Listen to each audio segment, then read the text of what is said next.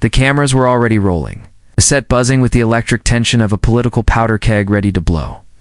And yet no one could have anticipated the seismic moment that would follow. Jasmine Crockett had entered the studio with a quiet confidence, dressed sharply in a dark blue suit that spoke volumes before she even opened her mouth. The lights gleamed off her poised expression as she took her seat across from the former president, Donald J. Trump, who had already been warming up the crowd with his trademark smug grin and gesticulating hands. The event was marketed as a debate, a live televised town hall hosted by a right-leaning network looking to boost ratings. But what unfolded over the next 90 minutes would go far beyond the realm of partisan spectacle. It would become a cultural earthquake. It's a kind that splits foundations and leaves the political landscape irreversibly altered. As soon as the host offered the opening question and inquiry into election integrity and claims of widespread fraud, Trump lunged into his well-rehearsed diatribe, parroting the familiar lies and distortions he had relied on since 2020.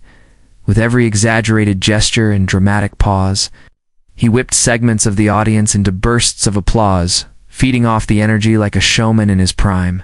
But Crockett didn't flinch. She waited, listening intently, letting him sink deeper into the narrative he had clung to for years. When it was finally her turn to speak, she didn't match his volume or performance.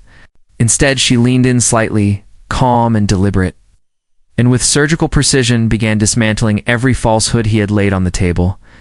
She came armed with receipts, court rulings, official audit results, testimonies under oath, all delivered not with anger but with the quiet certainty of truth.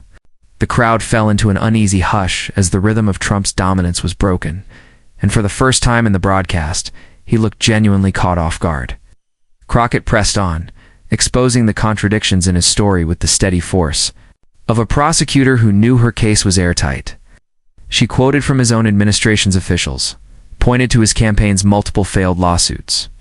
And then when she brought up the now infamous leaked phone call where Trump pressured Georgia officials to find votes, she didn't just repeat the quote. She played the audio. The studio went still. Trump's face turned a bright, blotchy red as the damning words echoed through the speakers. His lips tightened. His fingers fidgeted. He tried to interrupt, muttering phrases like fake news and taken out of context, but Crockett wasn't done. She calmly turned to him and asked, "Did you say that or not?" There was no spin left, no laugh line. Just a chilling silence that signaled the moment something had changed. What began as a tense back and forth escalated rapidly into something no one in the studio had anticipated: a full-blown meltdown. Not from a cornered politician searching for a graceful pivot, but from a man unraveling in real time before millions of viewers. The camera zoomed in just as Trump slammed his hand on the table, knocking his water bottle onto the glossy surface. His face flushed, his voice a harsh growl. He pointed a trembling finger across the table and bellowed, "You're a disgrace. You're lying." But the force behind his accusation lacked its usual bite, because the evidence Crockett had laid out was undeniable, methodical, and all rooted in Trump's own words or legal documents. She didn't even flinch. She simply looked at the puddle of water slowly spreading toward her notes, gently pushed them out of the way, and gave him a look that suggested she wasn't surprised by his reaction, only disappointed. The moderator clearly rattled, tried to intervene, his voice shaky as he pleaded for civility, but Trump was no longer listening. The former president began pacing behind his podium, ignoring the cameras, the staff, the audience. "This is a setup. You people brought her here to embarrass me," he shouted, his voice cracking. Somewhere backstage, a producer signaled to cut to commercial, but it was too late. The damage was already done, and the audience was enraptured. Cell phones lit up across the studio as attendees began filming. Clips were being uploaded to X, TikTok, Instagram, and YouTube in real time. The world wasn't just watching this fall, it was documenting every second. Trump's tantrum grew more chaotic, laced with frantic denials and increasingly bizarre claims. He accused Crockett of working for the deep state, alleged the FBI had bugged his hotel room the night before, and even suggested the host was in on the conspiracy. When someone in the audience laughed, he spun toward them and shouted, "Throw that guy out!" But there were too many cameras, too many witnesses, and too many people who had finally seen the emperor with no clothes.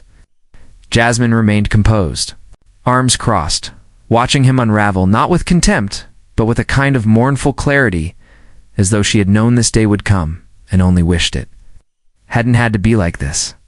When the moderator asked if she'd like to respond, she calmly leaned forward again and said, "This isn't about embarrassing anyone, it's about telling the truth. When you lead a country, you owe people the truth, even when it's hard."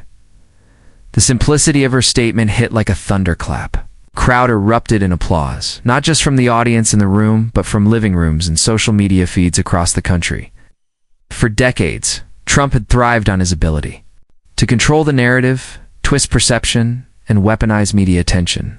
But in that moment, stripped of his talking points and confronted with facts by someone who would not be intimidated, that power evaporated.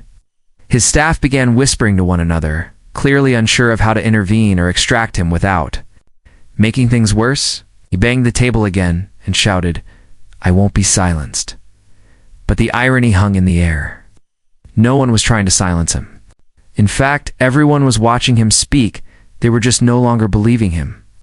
And for Donald Trump, that was the most devastating blow of all.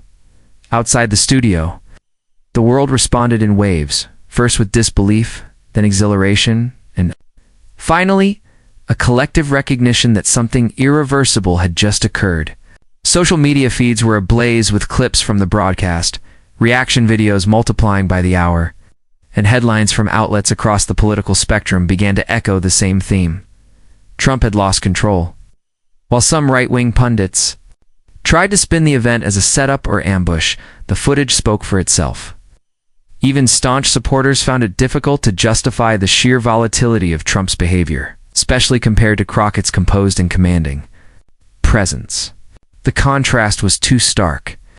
On cable news, commentators dissected the moment frame by frame. On podcasts, hosts abandoned their pre-written outlines to talk about what was quickly being dubbed the Crockett Clash. But even those reactions paled in comparison to what was happening behind the scenes at Trump's camp. His closest advisors were thrown into chaos, frantically calling donors, rallying PR consultants, and preparing emergency talking points. The former president himself retreated to his private residence in Florida, refusing to take calls for hours. Inside Mar-a-Lago, sources described an atmosphere of paranoia and fury. Trump reportedly screamed at his aides, accusing them of setting him up, demanding to know why they hadn't vetted the questions more thoroughly, and threatening to fire anyone who so much as mentioned Jasmine Crockett's name. The meltdown had not ended when the cameras stopped rolling, it had only intensified. Meanwhile, Crockett, who had flown back to Washington, D.C. the next morning, was met with an overwhelming outpouring of support.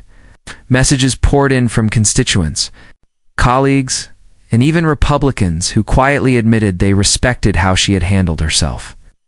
"You showed restraint," one message read, "when the rest of us would have walked off the stage. Your team had to turn off notifications."